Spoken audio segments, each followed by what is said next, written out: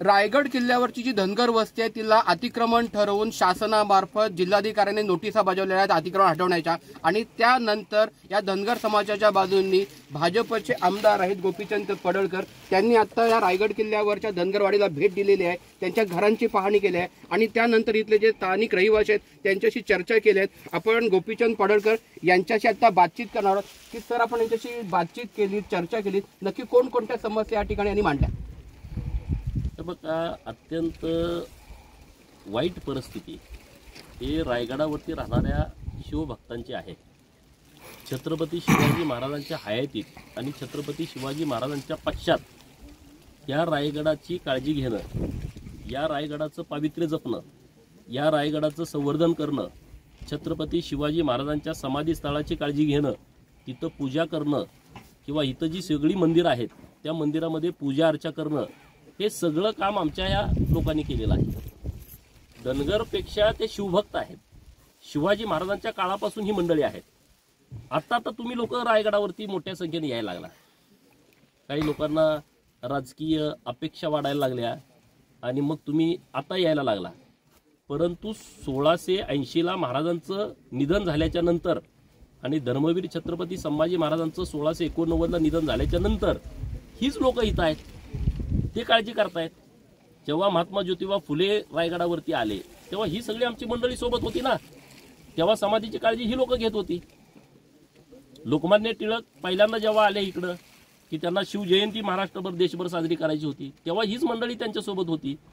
जेवढे जेवढे शिवभक्त इथं येत आहेत त्यांची काळजी करणं, त्यांना या सर्व गड किल्ल्यांची माहिती देणं, शिवाजी महाराजांचा इतिहास ज्वलन ठेवणं, जागृत ठेवणं, शिवाजी महाराजांचा इतिहास लोकांना सांगणं, ही सगळी आमची मंडळी करतायत। आणि आता तुम्ही म्हणताय की हे अतिक्रमित लोक आहेत, ह्यांना काढून टाका, जाणार कुठे हे? पण कशासाठी काढायचे? कारण काय? हे जर मागच्या 10 वर्षात आले असते, हे मागच्या 20 वर्षात आले असते, नंतर येऊन काहीतरी घुसखोरी केली असती, प्रतापगडावर जशी जिहादीनी केली, विशाळगडावरती जशी जिहादीनी केली, थोडं थोडं थोडं म्हणत मोठ्या सगळ्या त्या मदरसे बांधायचे, मशिदी बांधायचे, असा हा प्रकार नाही आहे। हे मूळचे शिवभक्त आहेत, ह्यांना तुम्ही नोटीस आताच का दिली? महाराष्ट्राची निर्मिती 1960ला झाली, 60 पासून 2025 पर्यंत किती वर्ष झाली?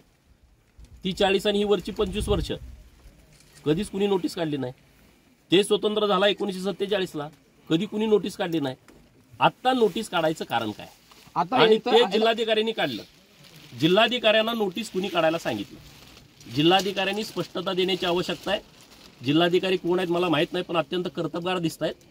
तुमची कर्तबगारी रायगड जिल्ह्यामध्ये इतर ठिकाणी दाखवा, जिथं सरकारी जागेवरती अतिक्रमण केलेत। मराठा सरकार, गायरान, जलसंपदा खात्याची जमीन, महसूल खात्याची जमीन, बांधकाम खात्याची जमीन, ग्रामविकास खात्याची जमीन, कृषी विभाग, कुठं तिथं करा ना तुम्ही कारवाई। यांच्या त्या घरं आपण जवळनं बघितली, त्या महिलांची नक्की काय समस्या घरांमध्ये? घरातल्या समस्या काय आहेत हे रायगडच्या कलेक्टरने इथं येऊन झोपावं एक दिवस, आणि रायगडच्या कलेक्टरला ज्यांनी कुणी नोटीस काढायला सांगितलं, मला नाव माहीत नाही, जो कुणी असेल त्यानं या घरामध्ये 1-2 दिवस राहावं। मी सांगण्यापेक्षा त्यांना कळलं नाही तर समस्या काय आहे।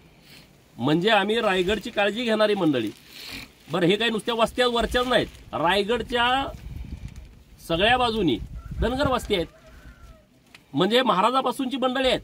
जिथं छत्रपती शिवाजी महाराजांनी हिंदवी स्वराज्य स्थापन केलं, मग त्यामध्ये आमचं योगदान असेल की नसेल सांगा ना तुम्ही?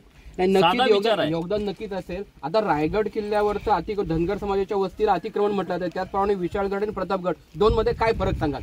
हे बघा, विशाळगड आणि प्रतापगडावरचं अतिक्रमण हे कुणाचं आहे? हे जिहादी लोकांनी केलेलं अतिक्रमण आहे।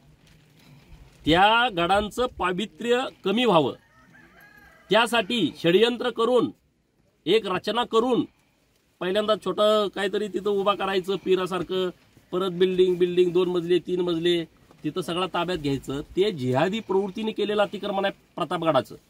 ते जिहादी प्रवृत्तीने अतिक्रमण केलेलं आहे विशाळगडावरचं, जे छत्रपती शिवाजी महाराजांच्या पूर्ण विरोधातली लोक आहेत, ज्यांनी छत्रपती शिवाजी महाराजांच्या विरोधात लढाया केल्या, त्या लोकांनी केलेलं अतिक्रमण आहे। त्यांना तुम्ही अतिक्रमण म्हणा, त्यांना काढून टाका, आम्ही सरकारचं कौतुक करतोय ना। अन्य कुठेही गड किल्ल्यावरती जिहादी प्रवृत्तीने केलेलं अतिक्रमण असेल तर ते तात्काळ हटवलं पाहिजे। उदाहरणार्थ इंदापूरमध्ये छत्रपती शिवाजी महाराजांचे आजोबा श्रीमंत मालोजी राजे भोसले यांची समाधी आहे, त्यांची गडी आहे, त्यांचा वाडा आहे, त्या वाड्यामध्ये जिहाद्यांनी अतिक्रमण केलंय. चांद बाबा यांचा तिथं दर्गा आहे, चांद बिबी त्याची बायको, त्याचं एक 100 फूट सोडून तिथे एक दर्गा केलाय, काढून टाका. शासनाने कसं काय तुम्ही करू शकता? शासनाने जर काही नोटिसा मागे नाही घेतला तर आपली भूमिका काय असणार? घ्याव्याच लागतील, शासनाला नोटिसा मागे घ्याव्याच लागतील, कारण ह्याचे परिणाम वाईट होतील. धनगर म्हणून नव्हे, महाराष्ट्रातला आणि देशातला आता वर हजारो शिवभक्त आहेत, त्यांना जाऊन विचारा या धनगर वस्त्यांना काढलं पाहिजे असं तुम्ही प्रश्न विचारा, सगळे सांगतील 100%. नाही, अजिबात नाही. जेव्हा जेव्हा गडावरती आम्ही येतो तेव्हा तेव्हा आमची काळजी करणारी हीच मंडळी आहेत. कुणी ताक देतं, कुणी दही देतं, कुणी करवंद देतं, कुणी आळू देतं, कुणी इकडं आम्हाला पिठलं भाकरी जेवायला घालतं. गाईड मुलं आहेत. सगळ्या अखंड किल्ल्याचा इतिहास 1200 एकरामध्ये हा किल्ला आहे. 11 तलाव, 88 वेगवेगळे पॉईंट आहेत. इकडं राजदरबार, सगळी माहिती हीच मुलं देत आहेत ना. 47 गाईड पोर आहेत. हे कुणाला तरी ह्या सगळ्या मुलांना बाजूला करायचं आहे. हे एकदम मोठं षडयंत्र आहे, नीचपणा आहे, नालायकपणा आहे. आणि ज्याच्या डोक्यातनं ही कल्पना सुचली, मी शिवाजी महाराजांना प्रार्थना करेल त्याला चांगली बुद्धी द्या. हा जो आहे तो एक वेगळं षडयंत्र आहे, धनगर समाजाची वस्ती अडवणं हे षडयंत्र आहे असं गोपीचंद पडळकर यांचं म्हणणं आहे. आणि त्याला सुबुद्धी देवो अशी एक त्यांनी वेगळी शिवाजी महाराजांच्या चरणी प्रार्थना केलेली आहे. सचिन कदम, साम टीव्ही, रायगड. आता isakal.com आहे देशातील नंबर 1 ची मराठी न्यूज वेबसाईट. प्रत्येक अपडेटसाठी isakal.com ला नक्की भेट द्या.